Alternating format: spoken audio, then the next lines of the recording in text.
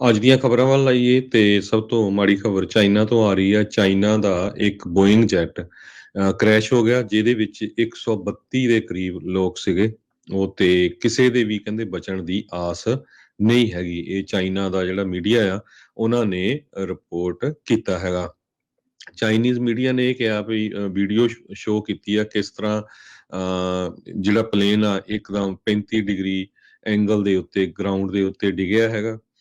ਇਹ ਜਿਹੜਾ ਜਹਾਜ਼ ਸੀਗਾ ਸਿਟੀ ਆਫ ਕੁਨਮਿੰਗ, ਜਿਹੜੀ ਕਿ ਕੈਪੀਟਲ ਜੁਨਾਨਨ ਪ੍ਰੋਵਿੰਸ ਆ, ਉੱਥੋਂ ਗੋਂਜੋਂਗ ਕੈਪੀਟਲ ਤੋਂ ਗੋਂਗਡੋਂਗ ਜਿਹੜਾ ਟਾਊਨ ਆ ਉੱਥੇ ਨੂੰ ਜਾ ਰਿਹਾ ਸੀ। ਚਾਈਨਾ ਈਸਟਰਨ ਕੰਪਨੀ ਜਿਹੜੀ ਕਿ ਇਸ ਨੂੰ ਰਨ ਕਰਦੀ ਸੀ, ਉਹਨਾਂ ਨੇ ਕਿਹਾ ਵੀ ਸਾਨੂੰ ਹਜੇ ਤੱਕ ਇਹ ਨਹੀਂ ਪਤਾ ਵੀ ਇਹਦਾ ਕਾਰਨ ਕੀ ਆ ਜਿਹਦੇ ਕਰਕੇ ਕ੍ਰੈਸ਼ ਹੋਇਆ। 31,000 ਫੁੱਟ ਦੀ ਉਚਾਈ ਤੇ ਸੀਗਾ ਫਲਾਈਟ ਰਡਾਰ 24 ਦੇ ਮੁਤਾਬਕ, ਜਿਸ ਟਾਈਮ ਇਹ ਇੱਕਦਮ ਥੱਲੇ ਨੂੰ ਆਉਣਾ ਸ਼ੁਰੂ ਹੋ ਗਿਆ।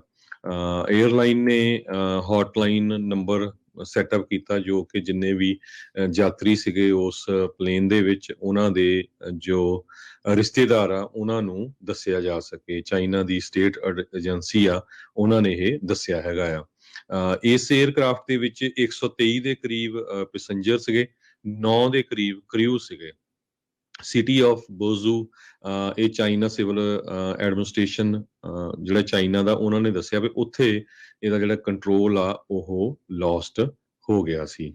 ਸੋ ਪਲੇਨ ਜਿਹੜਾ ਆ ਇਹ ਫਲਾਈਟ ਰੇਡਰ 24 ਦੇ ਮੁਤਾਬਕ 6 ਸਾਲ ਸਿਰਫ ਪੁਰਾਣਾ ਸੀ। 29,100 ਫੁੱਟ ਦੀ ਉਚਾਈ ਤੇ ਸੀਗਾ।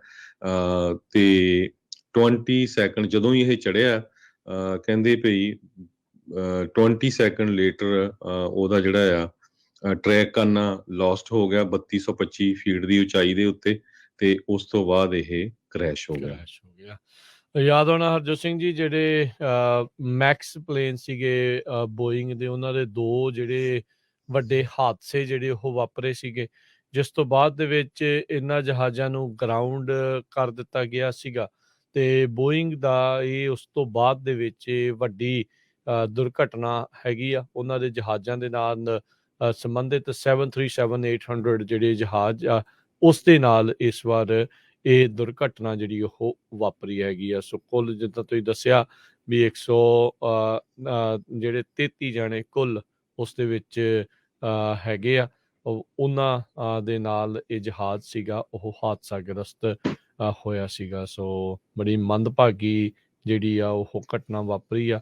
ਕਹਿੰਦੇ ਵੀ ਜਿਹੜੇ ਚਾਈਨਾ ਦਾ ਟਵਿੱਟਰ ਦੇ ਇਕੁਇਲੈਂਟ ਉਹਨਾਂ ਦਾ ਪਲੇਟਫਾਰਮ ਆ ਤੇ ਸੋਸ਼ਲ ਮੀਡੀਆ ਆ, ਉੱਥੇ ਇਸ ਟਾਈਮ ਇਹ ਸਭ ਤੋਂ ਵੱਡੀ ਜਿਹੜੀ ਚਰਚਾ ਆ ਉਹ ਵਾਪਰੀ ਆ। ਉਹ 737 ਮੈਕਸ ਜਹਾਜ਼ ਸੀਗੇ ਜਿਹੜੇ ਦੋ ਇਸ ਤੋਂ ਪਹਿਲਾਂ ਜਿਹੜੇ ਹਾਦਸਾਗ੍ਰਸਤ ਜਿਹੜੇ ਉਹ ਹੋਏ ਸੀ, ਤੇ ਇਹ 737-800 ਜਹਾਜ਼ ਹੈਗਾ ਆ। ਸੋ ਚਾਈਨਾ ਈਸਟਰਨ ਨੇ ਆਪਣੇ ਜਿਹੜੇ 737-800 ਜਹਾਜ਼ ਆ ਉਹ ਸਾਰੇ ਹੀ ਗਰਾਊਂਡ ਕਰ ਲਏ ਆ।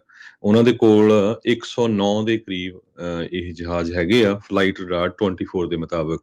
ਅੱਜ ਬੋਇੰਗ ਦੇ ਸ਼ੇਅਰ ਵੀ 5% ਡਾਊਨ ਚਲੇ ਗਏ। ਕਹਿੰਦੇ ਈਵਨ ਦੋ ਇਹਦਾ ਰੈਕਡ ਗੁੱਡ ਸੀ, ਪਰ ਹੁਣ ਤੁਹਾਨੂੰ ਪਤਾ ਹੀ ਹੈ, ਜਿਸ ਤਰ੍ਹਾਂ ਤੁਸੀਂ ਦੱਸਿਆ ਹੀ ਆ, 737 ਮੈਕਸ ਮਾਡਲ ਦਾ ਹੋਇਆ ਸੀ ਫੈਡਰਲ ਕ੍ਰੈਸ਼ ਜਦੋਂ ਇੰਡੋਨੇਸ਼ੀਆ ਤੇ ਇਥੋਪੀਆ ਦੇ ਵਿੱਚ, ਤੇ ਕਿੰਨਾ ਬੁਰਾ ਹਾਲ ਹੋਇਆ ਸੀ ਬੋਇੰਗ ਕੰਪਨੀ ਦਾ ਵੀ।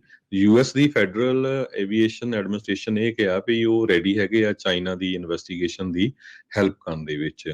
ਸੋ ਹੁਣ ਦੇਖਦੇ ਆ ਵੀ ਇੱਥੋਂ ਕੀ ਨਿਕਲਦਾ ਹੈ, ਪਰ ਹਜੇ ਤੱਕ ਕੋਈ ਨਹੀਂ ਪਤਾ ਚੱਲ ਸਕਿਆ ਵੀ ਕੀ ਕਾਰਨ ਆ ਜਿਹਦੇ ਕਰਕੇ ਇਹ ਜਹਾਜ਼ ਕ੍ਰੈਸ਼ ਹੋਇਆ। 1994 ਦੇ ਵਿੱਚ ਚਾਈਨਾ ਨਾਰਥ ਵੈਸਟ 에ਅਰਲਾਈਨ ਇੱਕ ਟੁਪਲੇਵ ਟੂ 154 ਫਲਾਈ ਕਰ ਰਿਹਾ ਸੀ ਜ਼ਿਆਨ ਟੂ ਗੋਂਜ਼ੋ, ਉਹ ਕ੍ਰੈਸ਼ ਹੋਇਆ ਸੀ ਉਸ ਟਾਈਮ ਦੇ ਉੱਤੇ, ਜਿਹਦੇ ਵਿੱਚ 160 ਜਾਣਿਆਂ ਦੀ ਮੌਤ ਹੋਈ ਸੀ। ਉਹ ਵੀ ਕਹਿੰਦੇ ਪਈ ਵਰਸਟ ਐਵਰ ਡਿਜ਼ਾਸਟਰ ਸੀਗਾ।